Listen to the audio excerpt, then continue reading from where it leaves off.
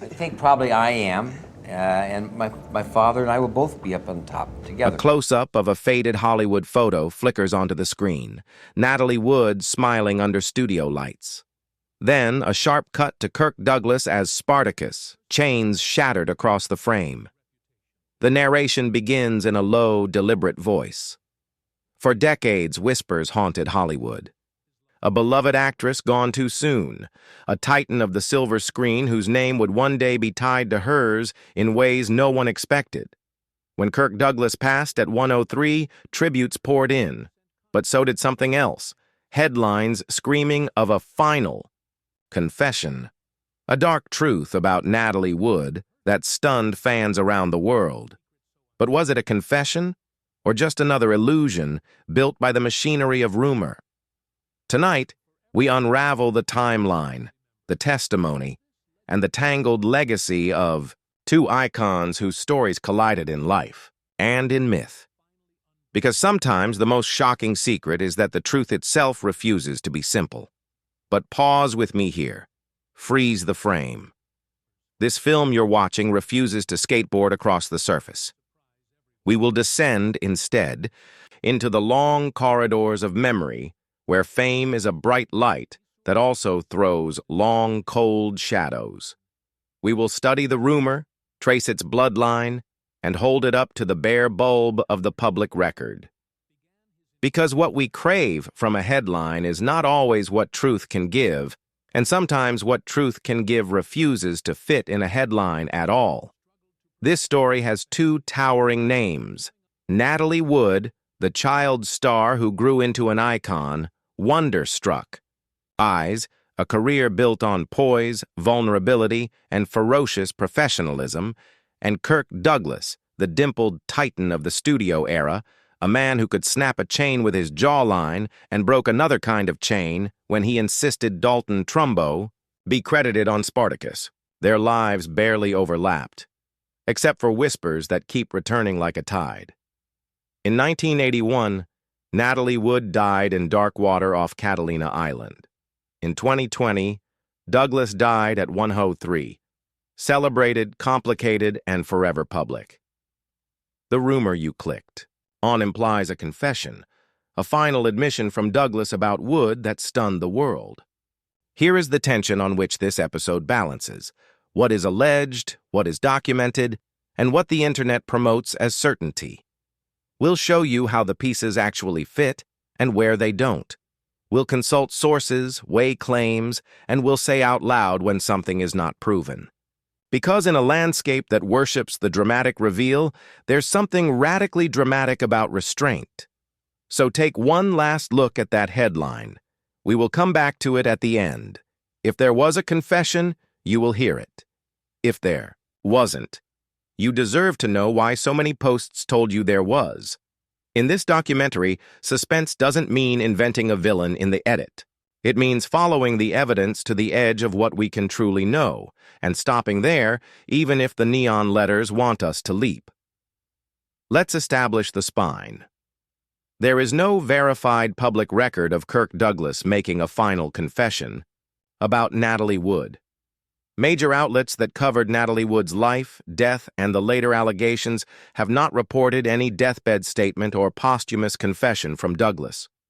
What does exist on the record are allegations made by Natalie's sister, Lana Wood, in her 2021 memoir, Little Sister, identifying Douglas as the man she says assaulted Natalie when the actress was a teenager. Those are allegations, not adjudicated. Facts, presented decades after the alleged incident, and they were widely reported carefully by mainstream publications. The timeline matters. Douglas died on February 5, 2020. A year and change later, in November 2021, the Associated Press and others reported on Lana Wood's book and the claim it makes. That coverage recapped an old rumor and attached a specific name based on her account. It did not reveal a confession by Douglas, nor did it cite any statement from him acknowledging such a crime. In fact, columns examining the rumor have underscored the absence of evidence beyond hearsay and memoir testimony. They also note that Douglas's own 1988 memoir mentions meeting Natalie in passing, but does not describe any assault. If this already feels like a letdown, good. Disappointment is a healthy immune response to misinformation. Our job here is not to tell you there's nothing to see, it's to show exactly what there is to see, where it came from, who said it, and how it resonated. The truth is complex. A much-loved star gone too soon. A golden age icon whose legacy is both luminous and contested. A sister's searing memory placed into print. A swirl of coverage that turned a claim into a chorus. For the rest of this film, we'll walk the map. Natalie's life and death. Kirk's long career and the line he wrote about her. Lana's book and the storm that followed. And finally, what ethics demand of us when the facts refuse to snap to the grid of a headline before she was a rumor. Natalie Wood was a child in front of a lens, learning the choreography of movie sets before most kids master cursive. The camera adored her. Those astonished eyes in Miracle on 34th Street, the aching intelligence she brought to Rebel Without a Cause, the brilliant ache of West Side Story. Fame was not a ladder she climbed. It was a room she grew up inside. Its walls hung with expectations, contracts, and the soft insistence of studio handlers who knew what to do with a face that sold tickets. The Hollywood that shaped Natalie was a system of deals and dinners, of introductions presented as opportunities. She was celebrated for being professional, code for someone who could carry the weight of a production without complaint. And yet inside that professionalism lives a person, a young woman adjusting her voice between a director's notes and her own instincts between public desire and private fear. You can feel it in her performances, the flicker that says she is measuring the room even as the camera measures her. The end of her life is its own vortex. In November 1981, during a weekend trip to Catalina Island with her husband Robert Wagner and co-star Christopher Walken, Natalie drowned. The case has been revisited, re-examined, rephrased. Official conclusions have shifted in tone over the years, and the unresolved edges have fed decades of speculation. Reports, retrospectives, and reopened inquiries have left us with a mosaic that refuses to resolve into a single, universally accepted picture. The mystery is part of why her name still sparks. But to fixate only on the night of her death is to make her life a prologue to a tragedy. There was a person who laughed, who negotiated, who fought for roles that treated her as more than a pair of eyes. There were friendships, fears, and a careful curation of what the public was allowed to see. There were also confidences, things said to family, to friends, kept off the record for years until decades later they surfaced in memoirs and interviews. Whether you believe those accounts or not, it's important to remember that even a legend has rooms inside her that we never entered, rooms where she was not a symbol but simply herself.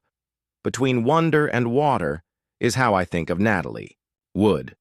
Wonder for the light she carried into roles that still vibrate, water for the unknowability that circles her final hours.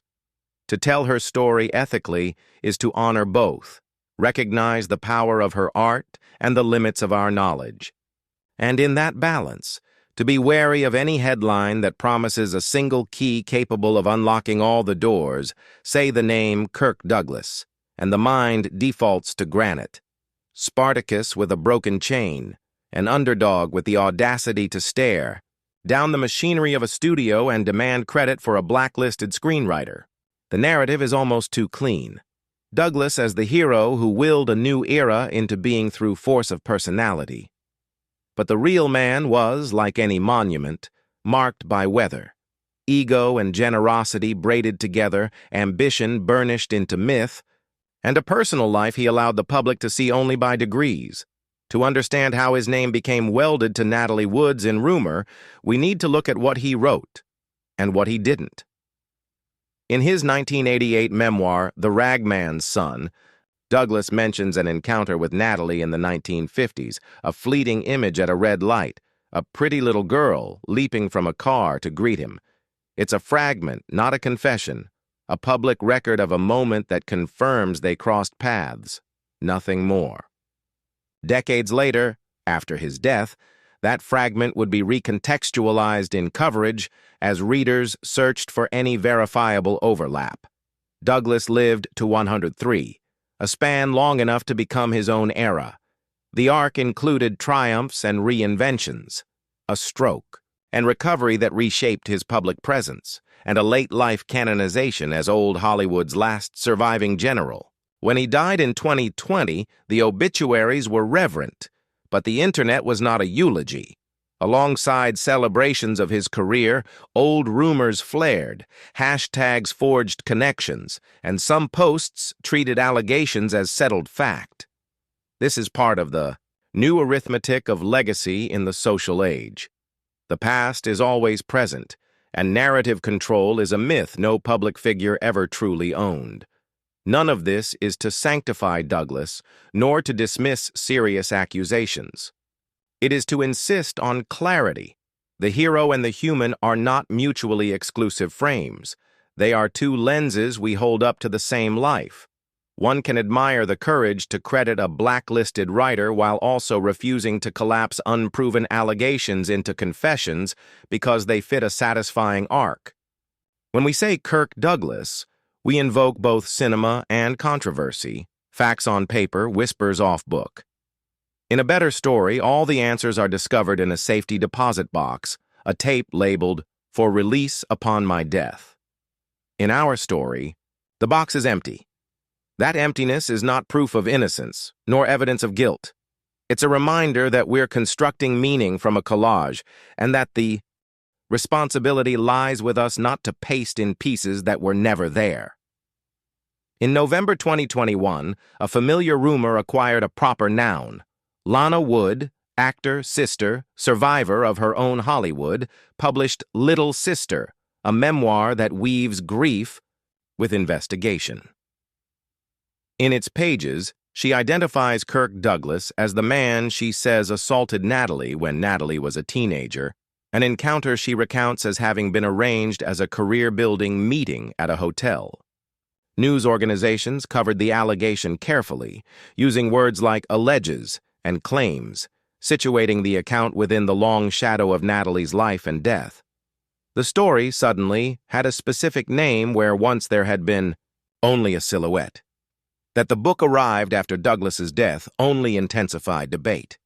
Defenders argued that speaking the name was an act of witness, a necessary correction to decades of unspoken harm. Critics pointed to the impossibility of response, the perils of memory, and the gaps in contemporaneous documentation. Coverage rounded up relevant context, Douglas's brief memoir mention, the persistent decades-old rumor, and the fact that law enforcement was not in a position to adjudicate an allegation from the 1950s without new testable evidence. Some outlets also noted internal inconsistencies and timeline questions inside the memoir, details that don't nullify a claim but do ask readers to keep a thumb on the scale of caution. Public response followed familiar grooves. For some, the EA name fit a pre-existing narrative about old Hollywood's predations. For others, it felt like an attempt to recast a legend with a single stroke. Michael Douglas, asked about the storm around his father, gave a brief, pointed response, invoking peace for both parties rather than litigating specifics, a statement that read less like counter-argument than a refusal to feed the vortex. The cultural conversation tilted again. If not a courtroom, then where does such an allegation live? In memoirs? In comment sections? In the unresolved space between a family's memory and a public's hunger for closure? Here's the most uncomfortable part. A survivor's testimony can be true even if it cannot be proven to a legal standard. A person's denial or silence or death can coexist with a narrative that will never graduate from allegation to fact. The internet despises that ambiguity, so it compresses. The memoir becomes a verdict. The coverage becomes a gavel. And the rumor, re-energized by a name, begins to present itself not as a claim, but as a certainty. That certainty is where we must be the most careful, because replacing one injustice with another is not justice at all. Watch how language mutates online. A memoir alleges. An article reports that a memoir alleges. A YouTube channel summarizes that an article reported that a memoir alleges. In the thumbnail and title, alleges becomes reveals. Then, somewhere between the timeline and an algorithm's hunger, reveals hardens into confesses. It's not malice so much as mechanics. Platforms reward decisive words and punish nuance. Creators learn to survive by feeding the machine the diet it prefers. If the truth is ambiguous, the title won't be. Let's be specific. There are popular videos that frame this story as Douglas's final confession, even though their substance tracks back to the same memoir coverage you just heard. They collage photos, lift quotes from articles that use the word alleged, and stitch together an edit that pulses with inevitability. But the source, the part that matters, does not change. In effect, the audience is being sold a certainty that the sources themselves don't claim. That gap is where misinformation lives, and it thrives because our brains like clean shapes: hero-villain, crime, confession, question, answer. Ambiguity exhausts us. Certainty lets us sleep. The question isn't, why do people make these videos? It's, why do we keep clicking? The answer is older than the internet. Gossip has always been a social currency, and scandal has always felt like truth because it costs us something to carry. Add metrics, views, likes, time watched, and you've mechanized a very human vulnerability. This is why responsible reporting uses the word alleged, like a seatbelt. It reminds us that the road is slippery and that the destination has not yet been reached. When creators drop that word for drama, they're not only juicing a headline, they're cutting the seatbelt. But there's another risk. When every allegation is marketed as a confession, the word confession loses meaning. Real confessions, when they exist, arrive buried in records, in sworn statements, in audio, in letters that can be authenticated. They don't need neon to be believed. They have provenance. If you can't trace the big claim back to a source that actually says it clearly on the record, then what you have is a mood, not a fact. So yes, the internet told you a legend finally spoke from the edge of life. It's a powerful image. It's also, according to the public record, untrue. Understanding that doesn't mean discarding the serious allegation at this story's center. It means we honor it with precision, rather than letting it be swallowed by a machine that mistakes volume for proof. If the allegation in Lana's book is one river that feeds the ocean of Natalie Wood discourse, the other is the investigation into her death. In 1981, a night on a boat became a national fixation, then a cultural riddle. Over the decades, officials revisited the case, sifted testimony, and years later, reopened inquiries that reanimated public fascination.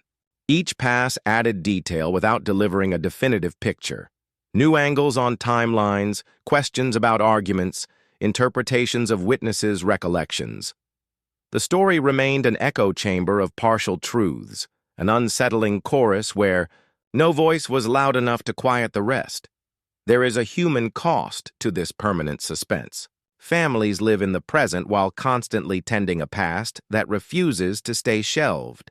Fans develop theories and align themselves with camps as if picking a team. Team accident, team foul play, team we'll never know. Meanwhile, Natalie's on-screen work risks becoming an annex to the mystery, as if her movies are footnotes to an autopsy report rather than the reason we knew her in the first place. Investigations, by design, chase closure. Culture, by habit, turns the chase into entertainment. When allegations about earlier harm surface decades after the fact, they're folded into this larger theater of uncertainty. People ask, do these claims cast the 1981 case in a new light? Is there a single narrative that can hold both the alleged assault from the 1950s and the night at sea? The temptation is to build one story out of two, like splicing scenes across time to imply causality. But implication isn't proof. It's a storytelling trick we must resist, especially when the lives in question have already been heavily edited by myth. So where does that leave us, with the record as it stands? A death enshrined in mystery, and a later allegation made in a memoir, amplified by modern media, scrutinized by readers who bring their histories and biases to the page. The investigation into her death continues, to live in archives and occasionally in headlines that promise a breakthrough which never quite materializes. That appearance of motion without movement is perhaps the most Hollywood thing about this entire saga. The set looks like a city, but behind the facades there is scaffolding, and behind the scaffolding, air. Stories about the dead are always about the living. We select, arrange, and interpret not only to understand what happened, but to declare who we are, what we believe about power, fame, harm, redemption, and time. In the case of Natalie Wood and Kirk Douglas, the cultural math is complicated. A beloved actress gone too soon, a Hollywood legend whose legacy is both trailblazing and contested, a sister's testimony published decades later, an internet that can't help turning uncertainty into spectacle. Ethics begins with naming the difference between allegation and fact, between evidence and inference. That doesn't mean treating a survivor's account as disposable if it cannot.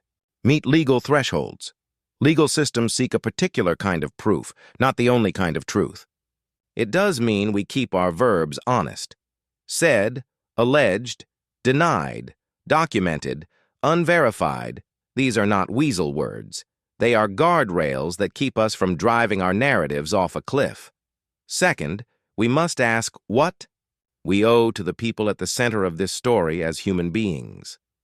To Natalie, a memory that is not devoured by the manner of her death or defined only by the harm she may have suffered.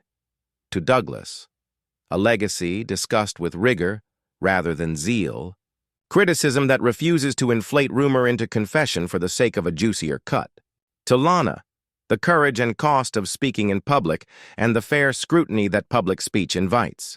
To audiences, the truth as best as it can be told, unsimplified, unsensationalized. Third, we can interrogate our own appetites. Why do we want a final confession so badly? Because it promises order.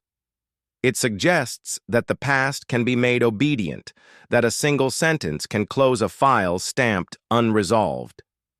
But life resists that neatness. Sometimes the ending the internet promises does not exist, and the honest ending is to say so aloud.